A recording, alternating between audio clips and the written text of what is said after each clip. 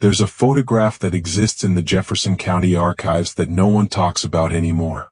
It shows 4 children standing in front of a farmhouse in the winter of 1975. Their eyes are hollow, their clothes are torn, and behind them, barely visible in the window, is a shape that looks almost human. The police who found them that day were ordered never to speak about what they saw inside. 2 of them quit the force within a month. One moved across the country and changed his name. The children were separated immediately, their files sealed by court order. But 30 years later, when one of them finally broke their silence, what they revealed about the Hargraves family made investigators wish they had burned that house to the ground the day they found it. This is not a ghost story. This is not folklore. This is what happened when the authorities opened the door to the Hargraves farmhouse on January 14, 1975, and why the county has tried to erase it from memory ever since. Hello everyone. Before we start, make sure to like and subscribe to the channel and leave a comment with where you're from and what time you're watching. That way YouTube will keep showing you stories just like this one. The Hargraves family had lived on the same 200 acres in rural Jefferson County since 1893 for 3 generations. They kept to themselves. The farmhouse sat nearly 4 miles from the nearest paved road, hidden behind a dense wall of pine trees that seemed to grow thicker every year, as if the forest itself wanted to swallow the property whole. Neighbors who remembered the family from the 1950s and 60s described them as peculiar but harmless. They attended church sporadically. They sold eggs and vegetables at the farmer's market in town. But they never invited anyone onto their property. Never allowed visitors. Never explained why their children stopped going to school after the 3rd or 4th grade. By 1974, most people in the county had forgotten the Hargraves family existed at all. The parents, Martin and Constance Hargraves, had become reclusive to the point of invisibility. They made rare trips into town for supplies, always alone, always silent, and their 4 children, ranging in age from 7 to 14, had not been seen by anyone outside the family in more than 6 years. No one questioned it. This was rural America in the 1970s. Families were private. The government stayed out of people's business. And if something dark was happening behind closed doors, well, that was between a family and God.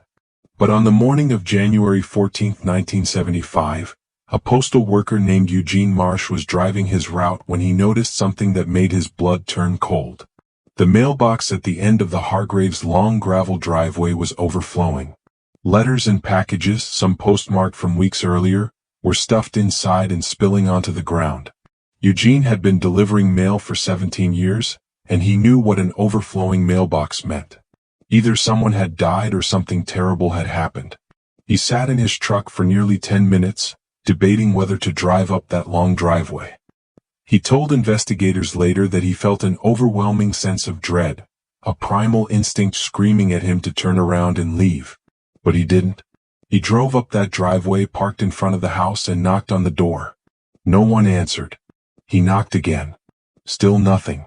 And that's when he heard it. A faint scratching sound coming from somewhere inside the house.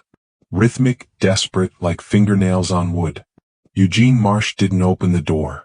He ran back to his truck, drove straight to the sheriff's office, and told them something was very wrong at the Hargraves farm. Sheriff Daniel Crowley dispatched 2 deputies, men named Thomas Gill and Robert Henshaw, to perform a welfare check. They arrived at the property just after noon. The house looked abandoned. The windows were covered with thick curtains that hadn't been opened in years. The front porch was rotting, and there was a smell coming from somewhere on the property that both men would later describe as sweet and rotten at the same time, like spoiled meat mixed with something chemical they couldn't identify. Deputy Gill knocked on the door and announced their presence. Nothing. He knocked again, louder this time, and shouted that they were coming inside. Still nothing. Henshaw tried the door handle. It was unlocked. The door swung open with a long grinding creak, and both men were hit with a wave of cold air that seemed to come from deep inside the house. The interior was dark. The electricity had been shut off, or maybe it had never been connected at all. They used their flashlights to navigate through the front hallway, and what they saw made them stop in their tracks. The walls were covered in writing.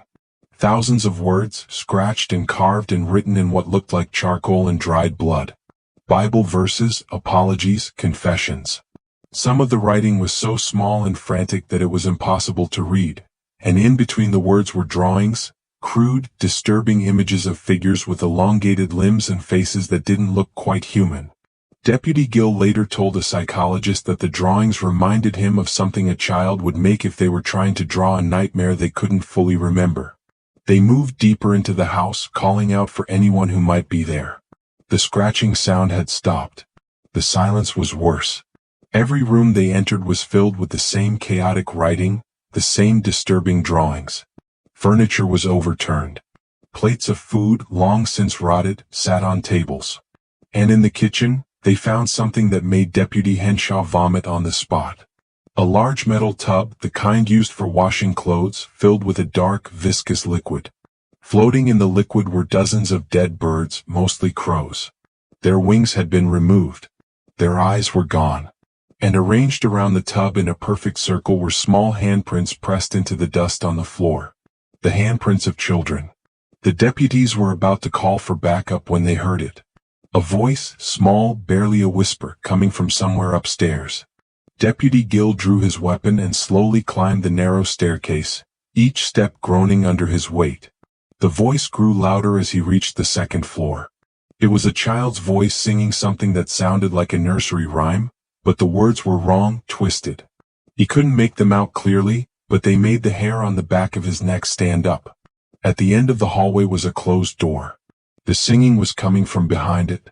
Gill approached slowly, his hand trembling as he reached for the doorknob. He turned it, pushed the door open, and what he saw inside that room would haunt him for the rest of his life. 4 children were huddled together in the corner of an almost empty bedroom. 3 girls and 1 boy. Their ages were difficult to determine at first because they were so malnourished, their faces gaunt and pale, their bodies small and fragile. The oldest girl, who they would later learn was 14-year-old Sarah Hargraves, was holding the youngest child in her arms, rocking back and forth. None of them reacted when the door opened. None of them looked at the deputies. They just kept staring at the wall opposite them, where something had been written in large, shaking letters. "He comes. When we sleep."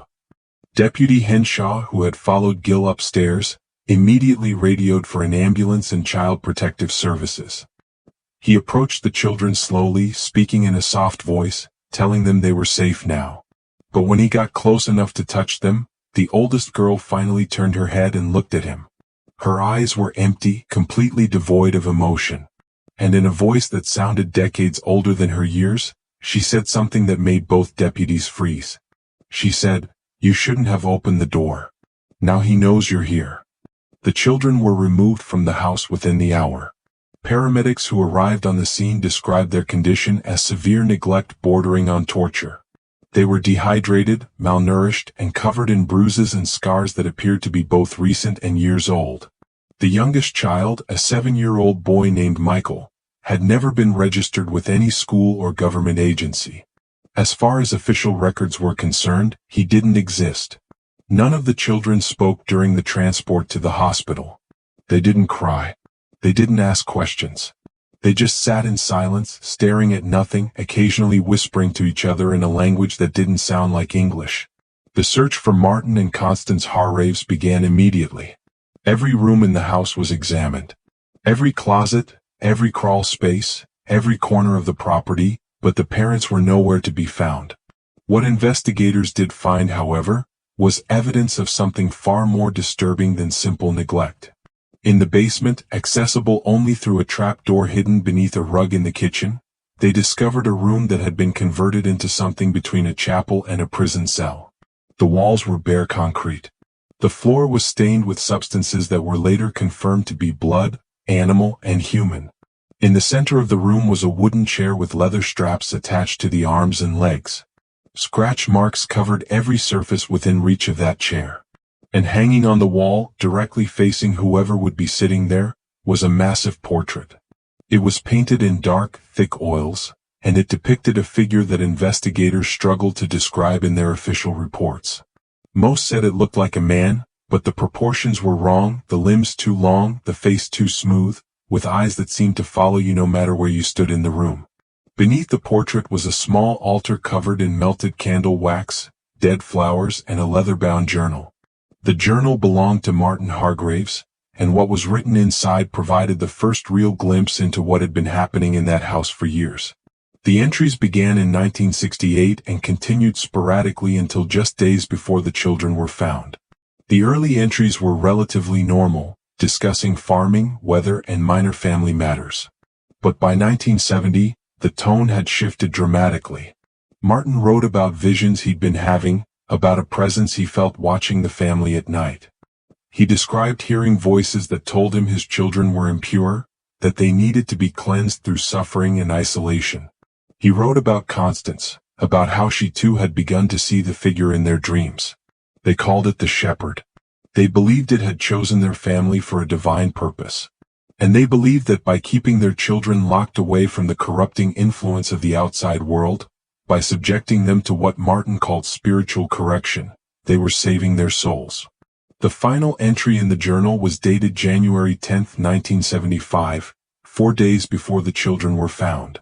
It consisted of only one sentence written in handwriting so shaky it was almost illegible. "The shepherd has asked for us, and we must go to him now."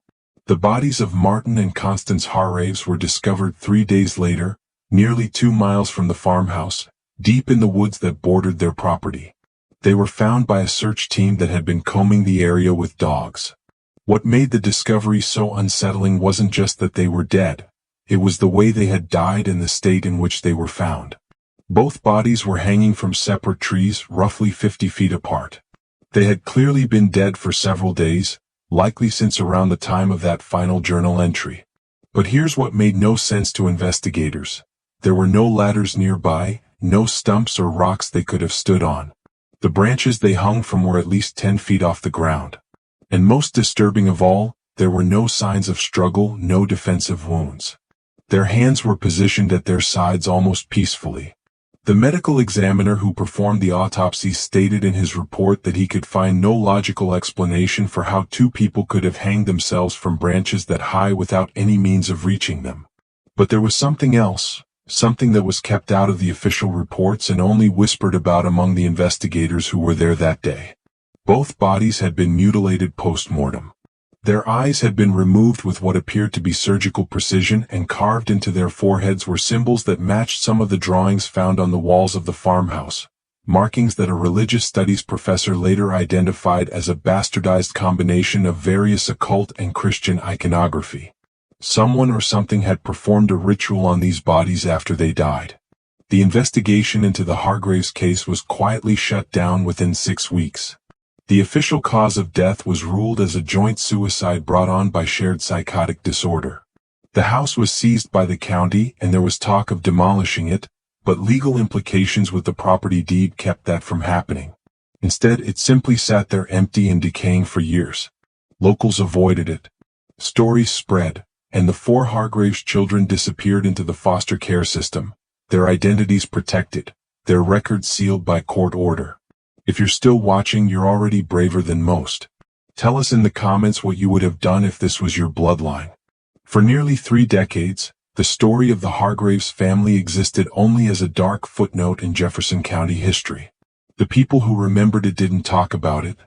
The investigators who worked the case moved on with their lives, though several admitted years later that they never really moved on at all. And the children, now scattered across different states with different names, tried to build lives out of the ruins of their childhood. But in 2004, something happened that brought the entire nightmare back into the light. Sarah Hargraves, the oldest of the 4 children, broke her silence. She was 43 years old, living under a different name in Oregon, working as a librarian, and by all outward appearances, living a normal life. But the truth, as she would later reveal in a series of interviews with the investigative journalist, was that she had never escaped that house. Not really. The memories followed her everywhere. The nightmares never stopped. And after years of therapy and countless failed attempts to move forward, she made the decision to tell the world what really happened in that farmhouse. What Sarah described was beyond anything investigators had imagined. She explained that the abuse had started gradually when she was around 8 years old in 1969. Her father had become obsessed with religious texts, but not the Bible her family had grown up reading. He had acquired books from somewhere, books with strange symbols and writings in languages she didn't recognize. He began conducting ceremonies in the basement, forcing the children to participate. He told them they were being prepared for something important, that they had been chosen. The punishments started small: hours spent kneeling in prayer, days without food for perceived sins, but they escalated quickly. Her father built that chair in the basement, the one with the leather straps, and he would force them to sit in it while he read from his books and performed what he called purification rituals. Sometimes these sessions lasted for hours. Sometimes they lasted for days. Her mother stood by and watched, occasionally participating, convinced that they were doing God's work. But here's what Sarah said that sent chills through everyone who heard it. She insisted that her parents weren't entirely wrong about something being in that house. She described a presence that she and her siblings all felt, especially at night. She said there were times when she would wake up and see a figure standing in the corner of their room, tall and impossibly thin, watching them with eyes that reflected light like an animal's. She said her siblings saw it too. They all did. And while her father claimed he was communicating with this entity, Sarah believed that whatever it was had been feeding on their suffering, growing stronger with each act of cruelty inflicted in that house. The other 3 Hargraves children were eventually located by journalists following Sarah's revelations. 2 of them refused to speak publicly, but the third, Rebecca, who had been 12 years old when they were found, confirmed every detail of Sarah's account. She added that in the final months before they were rescued, their parents had become completely consumed by their belief in the shepherd. They barely ate. They barely slept. They spent almost all their time in the basement preparing for what they called the final offering. Rebecca believed that offering was supposed to be the children, that their parents had been planning to kill them as some form of sacrifice. And if that postal worker hadn't noticed the overflowing mailbox, if those deputies had arrived even a week later, she was certain none of them would have survived. The public response to Sarah's revelations was immediate and intense. News outlets across the country picked up the story. Mental health professionals analyzed the case as an extreme example of folie à deux, a shared psychotic disorder that can affect entire family units. Religious scholars debated whether Martin Hargraves had been influenced by legitimate occult texts or had simply created his own delusional theology. But for the people of Jefferson County, the story brought back memories they had tried to bury for 3 decades. Former Deputy Thomas Gill, now retired and living in Florida, agreed to speak about the case for the first time in 2005. He described returning to the Hargraves farmhouse multiple times in his dreams, always finding himself back in that basement, staring at that portrait on the wall. He admitted that he had requested a transfer to a different county within months of finding the children because he couldn't drive past that property without feeling an overwhelming sense of dread. He said something else too. Something that never made it into any official report. On the day they found the children, after they had been taken to the hospital, he and Deputy Henshaw returned to the house to secure the scene. They went back down to the basement and the portrait was different.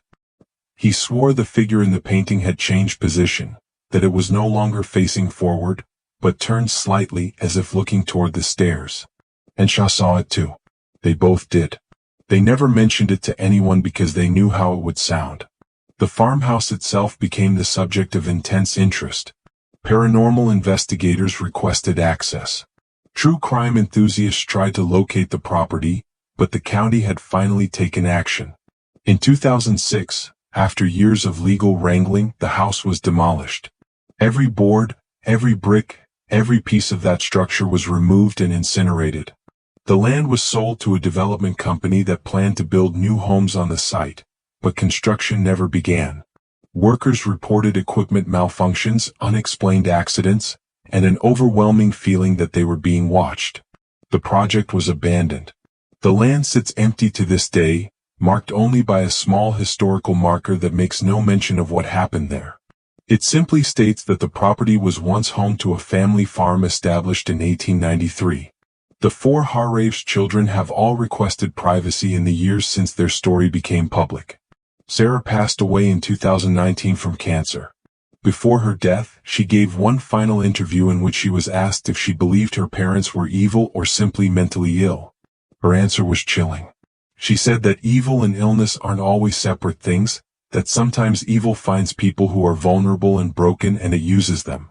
She said she had forgiven her parents years ago because holding on to that anger was just another way that house could keep her trapped. But she also said she would never forgive whatever it was that had been in that basement watching them, feeding on their pain. She said she still felt it sometimes, even decades later and thousands of miles away. A presence at the edge of her awareness, waiting, watching, patient. The case of the Hargraves family remains one of the most disturbing examples of familial abuse and shared delusion in American history. But for those who lived through it, for those who saw what was in that house, it represents something darker. A reminder that there are places where human cruelty and something unexplainable intersect. Where the line between psychological horror and something genuinely otherworldly becomes impossible to define. The children were found in 1975. They were rescued. They survived. But what they brought with them from that farmhouse, the memories, the scars, and the presence that still haunts them, suggest that some doors, once opened, can never truly be closed again. The Hargraves family is gone. The house is gone, but on certain nights, people who live near that empty plot of land still report seeing lights moving through the trees where the farmhouse once stood.